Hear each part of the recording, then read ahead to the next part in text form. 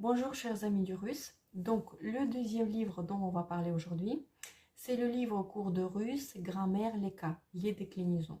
Donc ce livre vous pouvez trouver sur Amazon.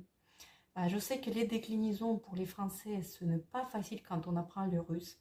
Alors que par exemple en latin, il y avait des déclinaisons. Et on sait que le français, ça vient du latin. Est-ce que vous savez pourquoi aujourd'hui en français, il n'y a plus de déclinaisons, mais en russe, on galère toujours, il faut les apprendre. Donc en russe, il y a 6 déclinaisons.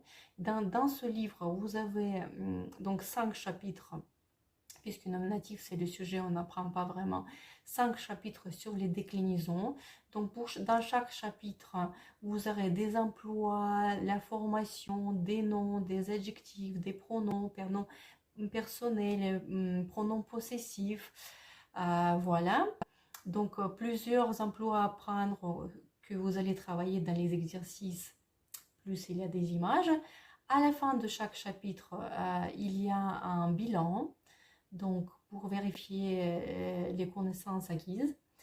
Et tout à la fin de ces livres, donc il y aura le bilan général récapitulatif, tous les cas, un test sur toutes les déclinaisons aussi, tous les cas. Et à la fin, il y a un annexe. Donc, il y a plusieurs annexes en fait. Pour le vocabulaire, comme nourriture, profession, intérêt. En fait, on verra le vocabulaire qu'on trouvera dans les emplois. On sait que par exemple, l'instrumental, avec les verbes быть, работать, стать, les professions, on les met l'instrumental. Donc, voilà, vous aurez des professions, l'annexe du vocabulaire pour les professions.